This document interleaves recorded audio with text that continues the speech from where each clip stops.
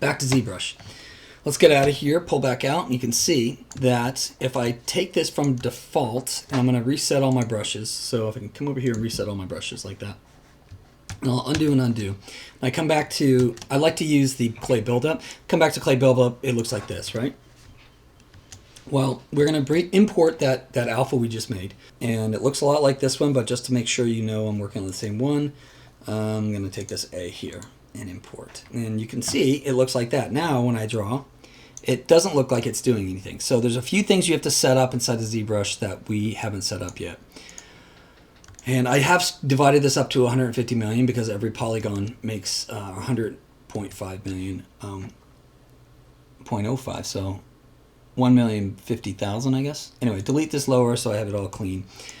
And then I'm going to come over and look at my brush. So when I look at my brush inside of ZBrush, what it does is it's basically just like Photoshop repeating the brush over and over and over itself. We need to tell it to stop doing that and control how much it is doing that. And the thing about ZBrush is the bigger your brush, or the bigger the image is, you're going to have to fiddle with some of these numbers. It's just the way it works. So right now it's set to 0.1. So it means every time I click and it repeats the drawing, it's going to repeat itself, you know, every 1/10 of a time I move it. So we're going to change this to 1. Let's see what 1 does. And 1 never works, but let's see. 1 works pretty good in this case. I found that out when I was working on this. But that's what you do, is you just come in here and you figure out what works. The other thing I'm going to show you as a trick is if you click down in ZBrush, and this was one that always gets me, and I'll probably screw it up in the video a couple times, and then push Shift. First you click, then you Shift, and then you drag, you get this line. If you hold and straighten that line out as best you can also push spacebar and it does it just like Photoshop and it'll drag it out. You can move past that if you want. It will go a straight line, and then if you let go, but you have to let go only of Shift. If you let go of only Shift, you'll see. So it did some weird stuff over here, don't worry about that. But it's overlapping, but it's not quite there yet, or it's not quite even. So let's do 2 and show you how far apart they are. I'm gonna do it real quick. Nope, we'll do 1.5 right in the middle and see what we get. That's close, but it's still not there. So then you get these weird numbers. So it's 1.15, we'll try. And there they are. So if I say 1.35, we'll call it, they're almost evenly lined up. What I usually do is just overlap them. So I'm going to go to, let's try 1.45 and see if I can get it exactly. There you go. So I'll hold Shift, or I'll click and hold Shift and let go of Shift. And that's closer. And we want it 1.4. Click, drag, let go of Shift. There they go. Almost there. 1.42. Click, Shift, let go of Shift. Almost there. 1.41 or 1441. Undo. Click, Shift, drag, let go of Shift. And let's see. Oh, you suck.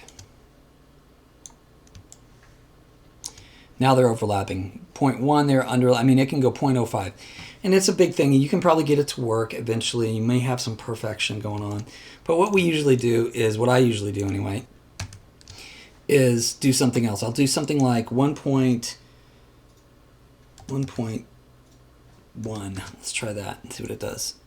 Hold Shift and drag. Oops, click, Shift, drag. Okay. So what's happening is, I'm going to turn this off in a minute, but what's happening is that, let me undo and see what's here now. Click, Shift, drag, let go, Shift. So they're overlapping, and what I'm really going to try and do is get these two to overlap a little bit more. So I'm going to try 0.9 and just see what we get. Click, Shift, let go of Shift, and like that. And it's turning into a pain. Let's go back to sub and see what it looks like in there. Click, Shift, drag, let go, Shift. Okay, 0.92. Shift, drag, let go of Shift. Those are pretty close. Now, first off, it's too high, so we'll pull that back a little bit. We'll drag, click, Shift, let go of Shift. And it's a little bit better, and you can see the pattern now if I pull back out. But let's talk about what else you have to do. So these brushes, if you notice, the way this one's set up, it doesn't fade off, but it needs to fade off a little bit at some points. And that's what we're going to do, is we're going to go to alpha, because we're actually going to mess with this alpha. Now there's a few things you can do with the alpha, but what we want is this first, this radial fade. So we're going to turn this up to something like that, and we'll see how it fades out the top. Now if I hold shift and click and drag and let go of shift, see how much closer that is to what we want. Now it gives us these problems over here. We're going to fix that too. The other thing we could do is pull this down to, like, let's say 8. Let's give it a good. So like that. There you go. Pretty straight on. Looks pretty good. Fades off. I don't see the edges. If you really look at it closely, you can see it bulges out just a little bit, but not too bad. Even if I go up to like 25 for the height here, click, shift, drag, let go, shift. There you go. Okay, so now I've got a new brush that does pretty good. It may fade off on the edge a little bit more than I want. We can play with that too. We can come back to the alpha function now that we know they're exactly lined up, and try 5. And then I drag again, click, shift, drag, let go of shift. There we go. So we get some pretty sharp edges here. Now you can start to see the bulge on these parts, but that's okay. You're working in stone, and there's a couple ways you can get rid of that problem if you really had that as a problem. You could come in here, you could drag shift, which is of course smooth, but shift is set to by default 100, so we're going to pull this way down to like 2. We just want to get rid of some of that information and pull it back. So now I've got these knots, and again, this is a detail knot, it's not a hand sculpted knot. So I've got that. That's great. This works great. So next question is, how do I get it to go across a whole thing? Well, there's a couple things you could do. If we were going to put this on, let's go put this on my merge tile. We're going to put it on this one. I want just this one here because I'm going to do something to make it work. There's a couple things you could do for this. So first off, if you've noticed, this is 8 points, so we got to divide it. So we got to come over to geometry, turn off the smooth. I don't even care if it ever smooths at this point. We just want to divide it. And 1,000 is not enough. 20,000 is not enough. 300, let's see. Looks pretty crap. So I'm going to delete lower and just do 1 and see if I get there. That's a little bit better. Let me see what the actual mesh looks like. Sure. Okay, so if I turn that off and then we do this. Okay, so this 1.5 is, or 1.3 is not enough to really get the resolution because it's a tiny little piece. First off, let me make it bigger so it matches. So therefore, I'm going to go to there. Okay, so hold this, and click shift and drag and let go of shift. There we go. The other thing is I'm going to make this a negative. I want this to not be positive, but let's do this. Click, shift, drag, and go to there. It's pretty good. It's a little bit too... So we could divide it again, make it 5 million, and then click, shift, drag, and go to there. And there you go. It's a lot cleaner. But let's try something else. Let's see if come over to Dynamesh. And in this case, I'm going to go like, let's say 2,500. Why not? It's going to take a second because it's also drawing the back, don't forget. And I forgot to not blur, but that's fine too. So I'll be back after it's done. Okay, and we're back, and it's made it a full 360. The funny thing is, it's only 1.7 million. Remember how bad it looked at 1.7 million when I divided it? Look at that. At 1.7 million with this, it's so much cleaner.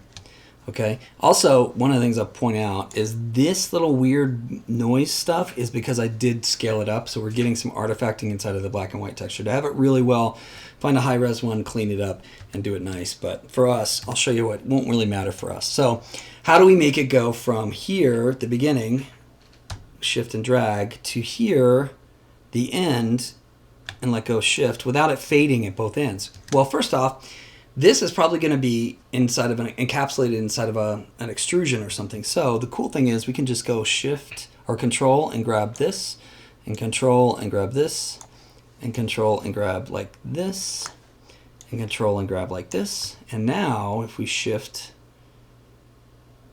or click and then shift and then drag and then let go, and we can also go past it, so we know that side's going to be fine because it's not going to fade till it gets to my other, and let go of it. It's still a little faded right there, but on the other hand, this side looks great. Okay, so we're close. So one of the things I figured out the other day is that if I can do something like Control Shift D to duplicate, so I've made a second one, they're both visible. I have to make sure they're both visible. Take my mask off of that one that I just made, which should be number 1, so it's just a duplicate. And then I'm going to go to my scale tool, and I'm going to, Alt and click on that, and it centers on the object.